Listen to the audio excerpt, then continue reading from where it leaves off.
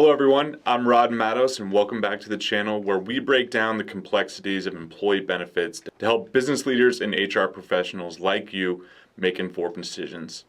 If this is your first time here, welcome. Today we're tackling one of the most critical and strategic decisions you'll face when managing employee benefits. Should you choose fully insured or self-funded employee benefits for your company? Now, this decision isn't just about cost. It's about the health and well-being of your employees and the overall financial stability of your business. In this video, I'm going to break down both options in great detail to discuss the pros and the cons and help you determine which path might be the best for your organization. When it comes to providing health benefits, the choice between a fully insured and a self-funded plan is the most important financial to operational decisions you'll make as a business leader. Both have unique advantages and challenges, and the right choice depends on several key factors: your company's size, risk tolerance, cash flow, employee demographics, and most importantly, the administrative capacity. Let's start by understanding the basics of each option. In a fully insured plan, your company pays a set premium to an insurance carrier each month. In exchange, the carrier assumes the financial risk of covering your employees' healthcare claims. The insurance company handles everything from processing claims to managing customer service, which makes this option particularly appealing to small and mid-sized businesses. One of the key benefits of a fully insured plan is cost predictability. You know exactly what your premium will be each month, making budgeting much simpler. For companies with limited cash flow or thin margins, this can provide a sense of security. You're essentially trading risk for certainty. And that could be worth a lot, especially if your company is in an industry where financial stability is paramount. In addition to predictable costs, fully insured plans come with bundled resources. These can include behavioral health programs, wellness initiatives, and disease management services. These services are integrated into your plan, which can help simplify administration and ensure that your employees have access to a broad range of health services. However, fully insured plans also have some notable drawbacks. The most significant of these is limited control. Since the insurance carrier assumes the risk and manages the plan, you have little say in how the plan is structured. This could be frustrating, and if you want to tailor benefits to better meet the specific needs of your workforce, for example, if you want to offer comprehensive mental health services, telemedicine, or wellness incentives, but with a fully insured plan, those options may not be available. Another drawback is premium increases. While you benefit from a fixed monthly cost, these are subject to annual increases based on the health and claims history of not just your employees, but the broader pool of companies covered by the insurer. This means that even if your workforce is healthy, you could face rising premiums because of the performance of the broader risk pool. Let's not forget limited access to data. In a fully insured plan, the insurance carrier handles all the data, and they often restrict access to that information. As a result, you may not have the insights you need to identify cost drivers or implement cost-saving strategies. Without transparency into how your employees are utilizing healthcare, it's hard to make data-driven decisions. Let me give you an example. Imagine you're running a small retail business with 75 employees. You've opted into the fully insured plan because of simplicity.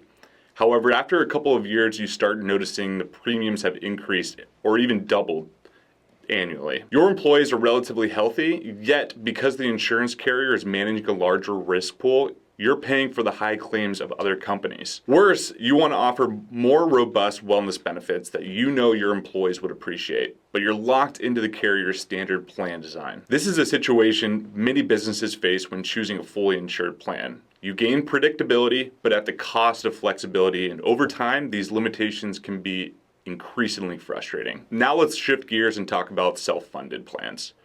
With a self-funded plan, your company essentially acts as the insurer. You collect premiums from your employees and pay for their healthcare claims directly. In this setup, you're taking on more risk, but you can also gain a lot more control and potential for cost savings. The primary advantage of self-funding is the potential for cost savings. In a fully insured plan, you pay a set premium regardless of how much healthcare your employees actually use, but in a self-funded plan, you only pay for the services that are used. If your workforce is generally healthy and doesn't file any claims or many claims, you can save a substantial amount of money. Let's take a real-world example. A mid-sized company in the mining industry with 300 employees. Their workforce tends to be younger and generally healthy. By opting for a self-funded plan, this company could save 10 to 15% annually on healthcare costs compared to a fully insured plan, simply because they're only paying for services that are used. This flexibility allows them to reinvest those savings into employee benefits, operational growth, or strategic initiatives. In addition to cost savings, self-funding offers plan design flexibility. You can tailor your health plan to meet the unique needs of your employees. For instance, if your workforce highly values mental health services or preventative care, you can design your plan to prioritize those areas. This flexibility helps you create benefits packages that not only controls costs, but also boosts employee satisfaction and retention. But perhaps one of the most compelling advantages of self-funding is data transparency. Unlike fully insured plans where the carrier keeps much of the claims data, self-funded plans give you access to detailed information about how your employees are utilizing healthcare. This allows you to spot trends, adjust your plan, and introduce targeted wellness programs. For example, if you notice a high usage of urgent care visits, you could introduce a telemedicine option to reduce costs while still providing essential services. However, there are risks associated with self-funding.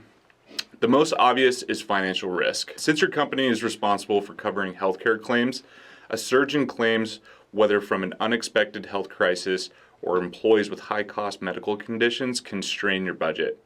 To mitigate this risk, many companies purchase stop-loss insurance, which kicks in if claims exceed a certain threshold. This helps cap your liability and prevent catastrophic losses. For instance, let's say one of your employees requires a complex surgery that costs $150,000. With stop-loss insurance, your company would only be responsible for claims up to a certain amount, say $50,000, while the insurance covers the rest.